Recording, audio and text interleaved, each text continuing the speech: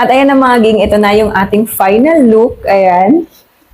Pero hindi ko talaga alam mag-makeup. Basta kung ano lang yung yung alam ko, ganun lang yung ginagawa ko. Pero yung sasabihin natin na pro, hindi ako ganun mga ging. Kasi nga, hindi talaga ako marunong mag-makeup. Ang alam ko lang is magpulbo, suklayin itong kilay ko. Kasi hindi din naman ako marunong mag-drawing ng kilay, ganun. Tapos syempre, lagay lang tayong konting blush on, pulbo at highlighter para naman hindi tayo magmukhang haggard, 'di ba?